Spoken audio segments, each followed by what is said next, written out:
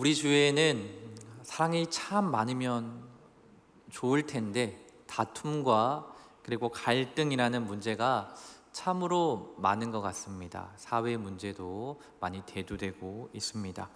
예전에는 잘 드러나지 않았던 일도 미디어가 발달하면서 아주 쉽고 무분별하게 그리고 가감 없이 사건, 사고를 접합니다.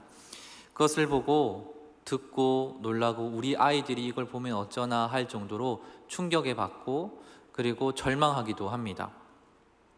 학교 폭력, 사기, 마약, 전쟁, 칼부림, 아동학대, 또 이건 뭔가 싶지만 애 아빠들끼리 싸워가지고 기사화되는 경우도 있더라고요. 미디어 속의 이야기인 것 같지만 실제로 이 이야기들이 우리 삶 아주 근접해 있다는 것을 알기에 사실 두렵기까지 합니다.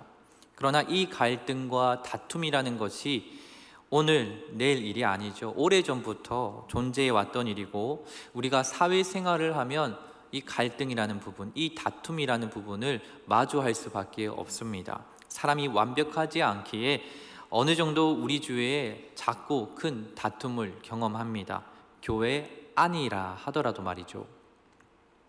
입으로는 찬양하고 사랑한다 말하지만 어느 한순간 뭔가 잘못되면 불꽃이 튀기도 합니다. 그런데 이걸 누가 제일 좋아합니까? 바로 마귀가 가장 좋아합니다.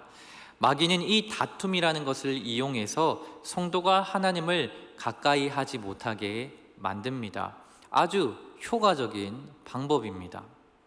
마귀가 별로 노력하지 않더라도 서로 미워하고 비판하고 비교하고 험담하고 저주하고 반박하고 자극하면 자기네들끼리 그냥 무너지는 겁니다. 이것을 야고보도 알았습니다.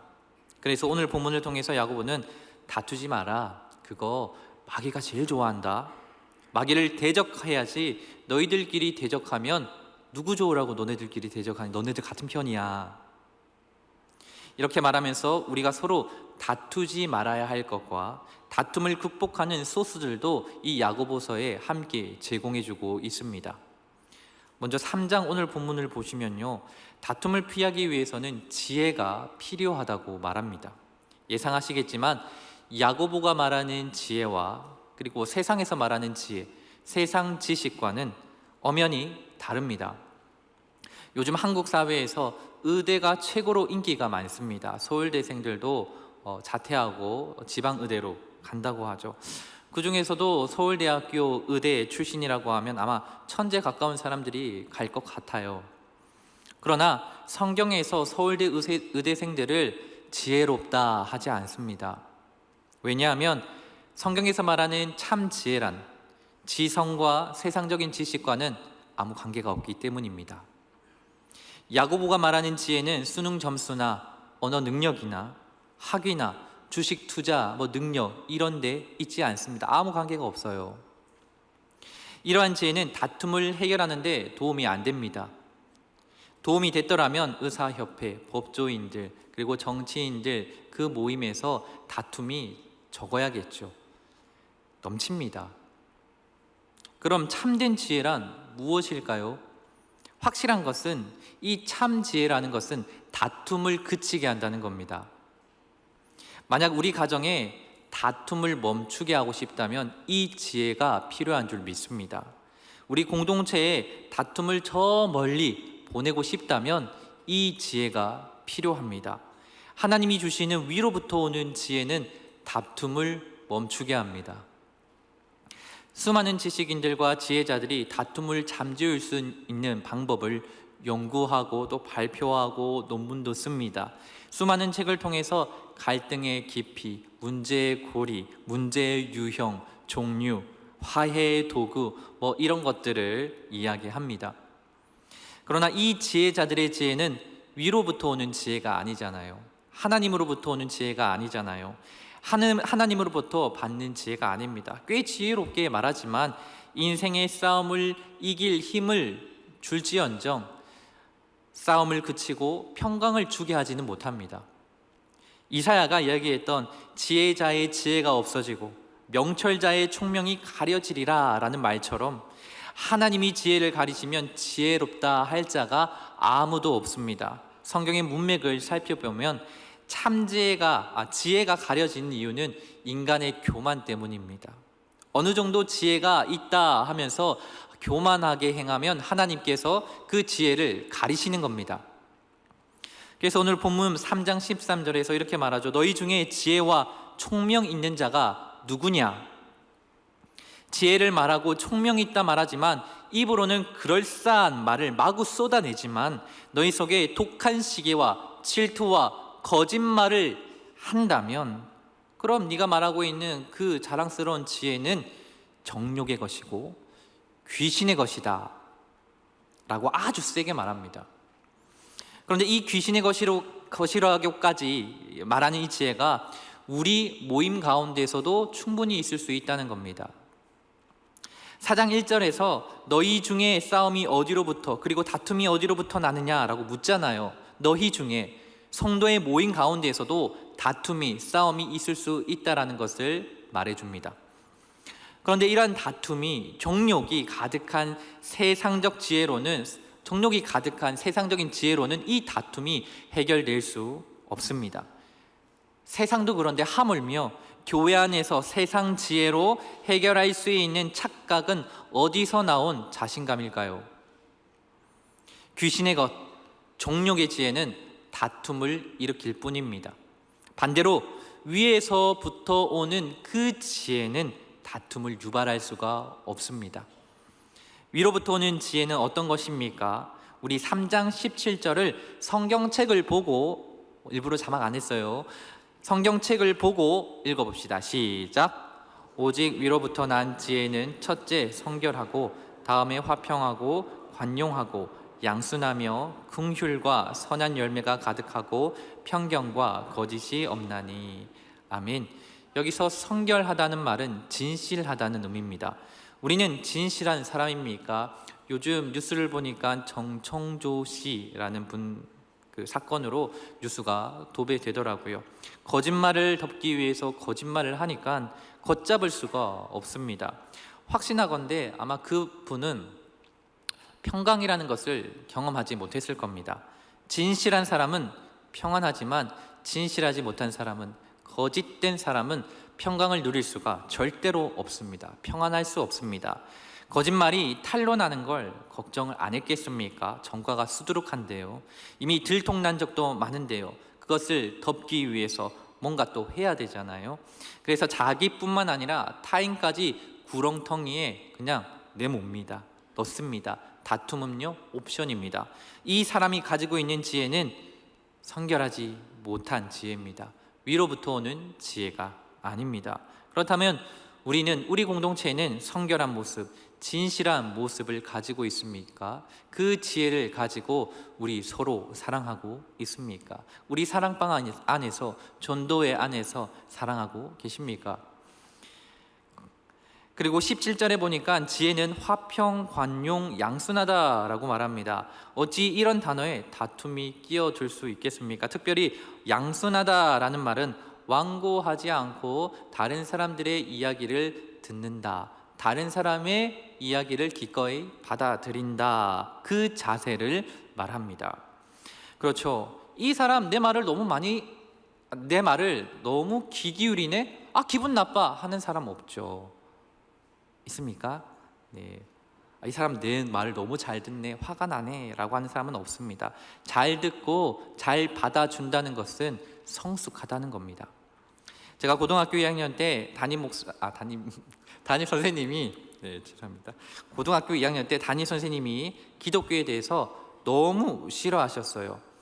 물론 제가 전도해서 독일어 선생님인데 독일어 성경을 읽는 기적을 제가 봤습니다. 어쨌든 그 선생님이 기독교에 대해서 매번 침이 마를 정도로 비판하고 또 욕하셨을 때, 그래도 그 선생님이 주옥 같은 한마디를 아직도 저는 기억을 합니다. 남에게는 한없이 너그럽고 네 자신에게는 혹독하리만큼 철저해라. 그게 멋있는 거다. 남에게는 한없이 너그러워져라 라는 이 말, 이 선생님 이 말을 듣고 제가 이 선생님의 성경 읽혀야겠다. 잠언을 제가 연애 편지 쓰듯이 빼곡하게 적어가지고 선생님 책상 위에 올려놓곤 했습니다. 그 쌤이 예뻐서 그런 건 아니에요. 보면 피하고 싶을 정도로 무섭게 생긴 남자 선생님이셨습니다. 여튼 기꺼이 들어줄게. 너그럽게, 남에게 너그러운 자세, 너의 의견도 일리가 있어, 생각해보자. 이런 태도는 다툼을 그치게 합니다. 이런 양순의 세계에서는 다툼을 보기가 힘듭니다. 여러분은 남의 말을 잘 듣고 있습니까? 그리고 17절에 긍휼을 소개하죠. 긍휼은 우리 예수님이 우리에게 베푸신 거잖아요. 그런데 긍휼을 훈련하기가 참 힘듭니다. 누군가의 연약한 과거를 우리는 너무나도 잘 기억합니다. 그리고 그것을 잘 말하죠. 우리는 상대방의 넘어짐, 실수 기억할 필요가 없는데 그것 너무 잘 기억하고 한 번씩 얘기해요. 다툼이 일어납니다. 기억할 필요가 없습니다. 오히려 누군가 실수했을 때 격려하는 것, 그리고 잊어버리는 것, 그것이 긍휼입니다. 예전에 함께 사역했던 목사님이 휴가를 받아서 해외로 여행 가기 위해서 룰루랄라 인천공항에 갔습니다. 그런데 공항 주차장에서 주차를 하고 내려와서 공항에 들어갔는데 여권이 없는 거예요. 아무리 찾아도 여권이 없어서 사모님 여권, 딸 여권 다 없어가지고 캐리어를 다 풀어 헤쳤답니다. 없어요. 그래서 땀을 삐질삐질, 한여름이니까 땀을 삐질삐질 흘리면서 주차장에 가서 차를 다 지졌다고 합니다. 그런데 이게 웬걸, 이 어린 딸이 여권을 가지고 놀고 있었답니다. 여러분 같으면 어떤 반응을 보이실 건가요? 이 목사님이 이렇게 반응을 했어요. 하하하하, 다행이다, 네가 가지고 있어서 다행이다, 코타키나바루로 가자 했대요. 딸의 실수를 기억할 필요가 없어요. 물론 휴가로 들떠 있었긴 하지만 우리는 이 여행의 시작점을 분노로 시작할 수 있었다는 것을 충분히 짐작할 수 있었습니다. 여권을 찾아다니면서 소리가 높아질 수 있었습니다. 내가 잘 챙기라고 했지 하면서 할 수 있었어요. 하지만 제 모습이 보입니까? 저는 시간 약속 안 지키는 걸 힘들어 하거든요. 1분 1초도. 근데 이분은 그렇게 하지 않았습니다. 딸에게 너 때문이야 라는 인상을 남기지 않았습니다. 남의 실수를 기억하지 않는, 다시 말해 긍휼을 해서 다툼을 일으키지 않았습니다. 긍휼은 참 놀랍습니다. 긍휼은 판단보다도 위대합니다. 근데 사실 이렇게 제가 말하지만 다 알잖아요. 어렵습니다. 쉽게 분노하고 쉽게 판단하고 쉽게 비교하는 게 너무 익숙합니다. 믿는 사람이라고 분노 안 합니까? 비교 안 합니까? 험담 안 합니까? 오늘날 많은 사람들이 교회 다니는 사람들을 향해서 독선적이다, 이중적이다, 이기적이다, 분열을 조장한다, 다툼을 일으킨다 얘기합니다. 어떻게 하면 안디옥 교회 사람들처럼 그리스도인이다, 예수님 닮은 사람이다 라는 소리를 들을 수 있을까요? 우리 안에서부터 어떻게 다툼을 피하고 서로 사랑할 수 있을까요? 그 답이 4장에 있는 것 같습니다. 4장에 이르러서는 1절부터 3절까지 계속 다툼, 싸움, 정욕, 싸움 이런 게 반복됩니다. 그러다가 4절에 이렇게 말합니다.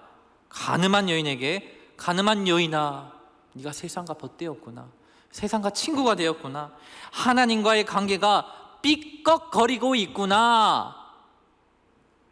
호통을 칩니다. 네가 하나님과의 관계에서 문제를 풀려고 하지 않고 엉뚱한 곳에서 백날 풀어봤자 아무 일도 일어나지 않아. 다툼이 없어지지 않아. 싸움이 없어지지 않아. 네 속에 있는 갈등이 없어지지 않아. 딴 데서 찾지 마. 근본적인 문제는 하나님과 너의 관계야 라고 말합니다. 너희 가정이 삐걱거리면, 너희 공동체가 삐걱거리면 하나님과의 관계에서 해답을 찾아야지 다른 데 기웃거리고 있냐 하는 말씀입니다. 하나님의 관심은 우리와 하나님과의 관계에 있습니다. 4절에서 하나님을 사랑한다 해놓고는 세상을 사랑하는 자들에게 대해서 탄식하고 있습니다. 5절에는 성령이 시기하기까지 사모한다. 번역에 여러 논란이 있습니다. 그러나 분명한 건 하나님이 질투한답니다. 우리가 세상을 사랑하고 벗하면 하나님이 질투한대요. 이건 경고의 메시지입니다. 매우 언짢으신 겁니다. 제가 제 아내에게 여보, 사역은 정말 중요한, 당신 몰라서 그런데 진짜 중요한 거야. 하나님의 사랑은 진짜 무한하거든. 여보, 다른 여자들도 여보처럼 똑같이 사랑할게. 그럼 저희 아내가 여보 존경해요, 여보 사랑해요 이러겠습니까? 나가 이러지 않겠습니까? 절대 용납할 수 없는 문제입니다. 저를 사랑하니까요. 우리는 부부니까요. 하나님이 우리를 얼마나 사랑하고 계신지, 어떻게 우리를 사랑하셨는지 아신다면, 어떻게 하나님이 우리를 자녀 삼아 주셨고 어떻게 그리스도의 신부가 되게 하셨는지 안다면 예수님밖에 없습니다. 두 손 들고 나를 올가맬 것 없습니다. 오직 주님만이 나를 다스려 주시옵소서, 나를 제어하여 주시고 나를 통제하여 주시고 책임져 주세요. 두 손 들고 나아갈 때 모든 문제 해결이 그제서야 시작되는 겁니다. 그리고 다툼에서 벗어나게 되는 겁니다. 다툼이 좋다면 이것 무시하고 그냥 교만하면 됩니다. 제일 빠릅니다. 내가 어떤 사람인데, 이 생각이 심어지는 순간, 이 교만이 들어가는 순간, 마귀가 가장 좋아하는 이것이 들어가는 순간 성결, 화평, 환용, 양순 다 깨집니다. 다툼의 굴레에서 절대로 벗어날 수 없습니다. 무슨 말이냐면 결국 다툼에서 벗어날 수 있는 유일한 길은 겸손. 본문에서도 하나님이 겸손한 자에게 은혜를 주신다고 했고, 주 앞에서 자기 자신을 내려놓으면 그분께서 높여주시겠다고 하시잖아요. 하나님이 높여주시면 얼마나 높아질까요? 저도 제 아이 비행기 태워주면 발버둥을 치면 너무 좋아해서 발버둥을 칩니다. 그런데 우주를 만드신 그 높고 전능하신 하나님께서 높여주시는 그 희열, 우리도 느껴보면서 살아가지 않겠습니까? 어떻게 하면 느낄 수 있습니까? 겸손.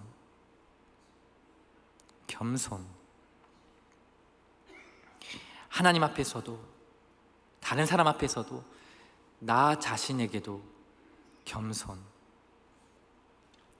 어제 한 성도님과 얘기를 나누었는데 그분이 하시는 말이, 목사님, 저는 저의 열정이 너무 과했던 것 같아요. 제가 할 수 있다고 생각했던 일, 나의 은사, 그것이 하나님의 뜻과 다를 수도 있는데 너무 몰아붙였던 것 같아요. 하나님의 영광이라고 하였지만 저의 욕심은 아니었을까?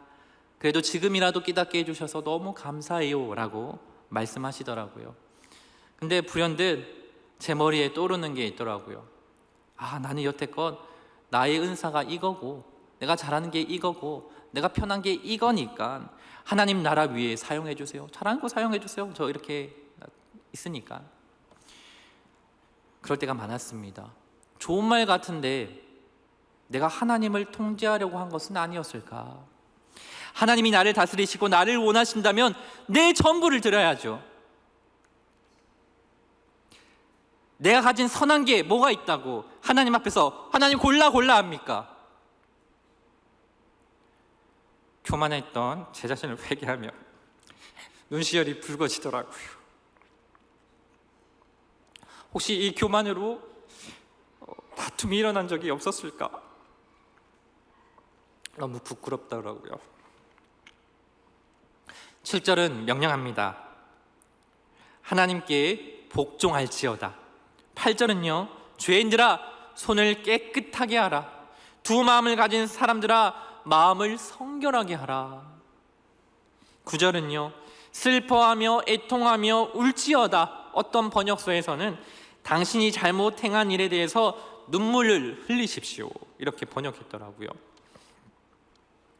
혹시 나의 교만 때문에 나의 아내가, 남편이, 자녀가, 동료가, 동력자가 상처가 닿다면 눈물 흘리면서 용서를 구해야 하는 거죠.